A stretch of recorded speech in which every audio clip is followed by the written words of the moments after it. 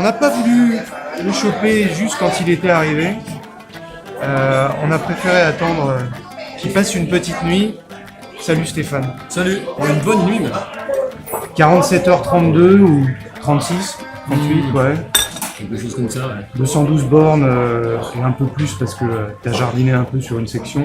Il y a des chiffres. Mais ta première sensation après ça, qu'est-ce que t'en retiens la nuit passée dans les yeux, dans le corps et en général? Je retiens du décor avant tout. C'était quand même une des raisons principales pour lesquelles on venait ici. Si je voulais te faire cette traversée, c'était parce qu'on entendait beaucoup parler du Mercanto pour sa technicité, sa difficulté, le décor. Là, sur le point-là, on n'a vraiment pas été déçus du départ jusqu'à la ligne d'arrivée.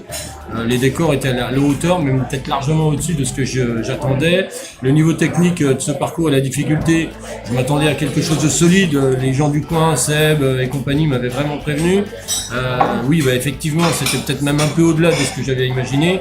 Donc bref, surpris pour être venu faire quelque chose qui était totalement plongé dans un inconnu. J'étais vraiment heureux et agréablement surpris de A à Z. Il a fallu s'adapter pour pouvoir parvenir à ces fins d'un parcours très très exigeant et que des bons souvenirs. Il y a une sensation qui revient parmi tous les gens qui ont partagé la course avec toi. On t'a rarement vu aussi souriant, partageur. Est-ce qu'il y avait des différences par rapport à tes autres traversées, et notamment sur plus de 40 heures comme le Tour des Vosges en avril? Je pense aussi que j'arrive aussi à quelque chose que je maîtrise et que je comprends vraiment quand même très très bien maintenant, notamment au niveau du très long.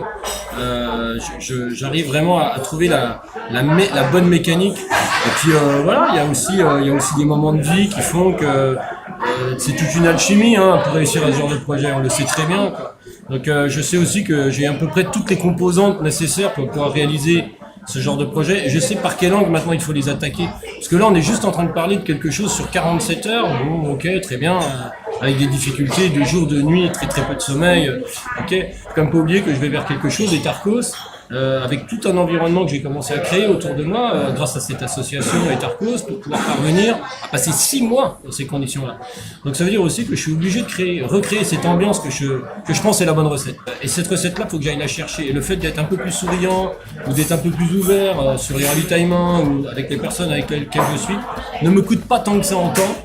Il faut ouvrir la porte, quoi. Et si j'ouvre pas la porte déjà en premier lieu à mon vrai entourage Etarcos, ça va être trop compliqué pour quand je vais passer 6 mois en mer, où là j'aurais besoin clairement des fois de tirer des sonnettes d'alarme parce qu'il va y avoir des moments beaucoup plus compliqués. C'est à moi aussi de faire les efforts, et notamment sur celui d'ouvrir un peu plus, notamment au niveau des ravitaillements, de mon entourage sur les épreuves, et ça a bien fonctionné.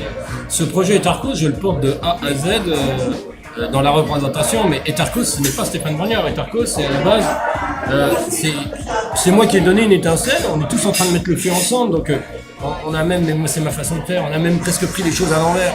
On a commencé à faire les épreuves, l'association n'était pas encore faite. Mais c'est ma façon de fonctionner. J'ai presque envie de dire, moi je suis presque du style, écoutez, je vais le faire, mais maintenant on n'a pas le choix. Donc on est tous sous le couteau sous la gorge en ce moment entre les associations, les comptes, les partenaires et tout.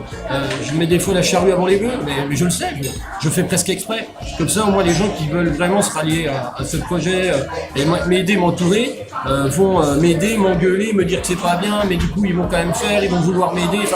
Et tout ça, ça crée un ciment énorme. Et là, on est en train de se créer un ciment, et le Mercantour, encore une fois, encore plus cimenté, l'association Etarcos, avec toutes les personnes qui sont venues, tout le mouvement qu'on est en train de faire, et le groupe qu'on est en train de faire, Etarcos, ça c'est clair. Est-ce que tu as la sensation d'avoir franchi un cap dans la maîtrise de ta prépa mentale? Est-ce qu'elle a été différente? Et encore une fois, on a été épaté par les allures, parce que tu as quand même jardiné 30 minutes. Au final, on est dedans, quoi. Ouais, je pense que les moyennes du départ à l'arrivée doivent être à peu près similaires. Bon, il y a toujours le 20 premiers kilomètres, c'est évident. Tu te laisses un peu, même si tout est tout le temps sous contrôle. Je donne toujours peut-être quelques signes extérieurs de Sidonie, mais du moment où je suis parti de Estin jusqu'au moment où tu passes à une arrivée, je peux faire croire ce que je veux à qui que je veux. En fait, au fond de moi-même, tout est sous gestion, tout est maîtrisé. Je laisse pas un iota de part à l'incertitude, sinon je sais que je suis mort, quoi. Donc je fais semblant de tout, personne ne doit le voir. Mais moi, tout est sous contrôle jusqu'au moment où tu passes la ligne d'arrivée, c'est sûr, c'est mort. Donc justement, il faut que je trompe tout le monde, mais moi, je contrôle tout. C'est obligatoire. Donc au niveau des allures, je sais exactement quelle résonance, quel geste je dois avoir pour consommer le minimum d'énergie, pour avoir une vitesse juste à chaque instant. Fatigué, pas fatigué, ça monte, ça descend, 15 heures, 20 heures, 30 heures de course. Et à chaque fois, la vitesse juste doit être recherchée. Je passe mon temps à ça. Et oui, alors, ouais, t'as l'impression que c'est hyper linéaire, c'est voulu, c'est recherché. Et je sais que c'est la seule condition sine qua non pour pouvoir voir la ligne d'arrivée. Aussi, quand tu décides, par moi-même ou même avec des amis, de décider d'un projet par toi-même.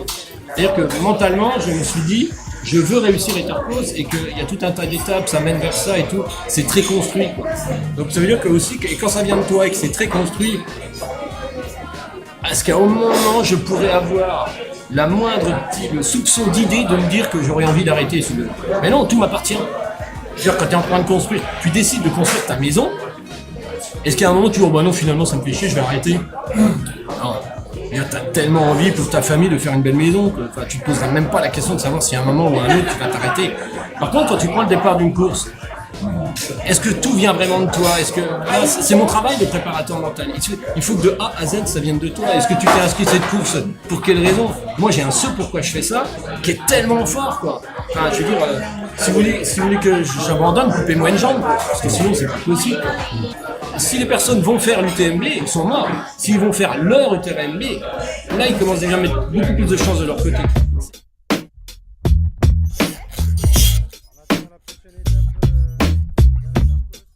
Au mois de décembre, il va déjà avoir une belle rétro de toute l'année. On a envie de monter une conférence spectacle autour de l'année 1. Et on va dévoiler aussi l'année 2 d'Etherpose. On partirait vraiment sur 3 projets. Un projet vraiment toujours créatif, surprenant, qui va aussi me permettre aussi de partager, ou avec des athlètes ou un public particulier.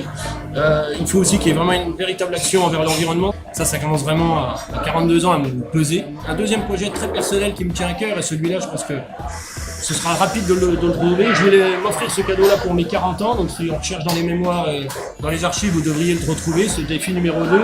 Et le défi numéro 3, il y aura un goût de mer, ça c'est sûr, et il y aura surtout un goût de partage avec quelqu'un dont je ne connais pas ce quelqu'un, mais auquel cas ce sera vraiment un projet certes, c'est même sûr, quasiment à 2 en mer, dans quelque chose qui va commencer à ressembler à ce que je fais en 2023, mais surtout de le partager avec quelqu'un en particulier où ça va pas être facile à tous les points de vue, au niveau psychologique, au niveau physique, et donc tout sera dévoilé au mois de décembre. J'ai envie aussi que ces records soient battus et j'ai les aider avec grand plaisir. Tous ceux qui veulent venir battre les records, c'est fait pour ça. Allez-y, je vous donne un coup de main, les tuyaux. Alors le Mercantour, les gars, je sais pas si c'est une bonne idée. Le sentier des roches, t'as dit qu'on allait le fermer. Donc... Je ne veux plus entendre rien parler des cailloux en ce moment. Bon,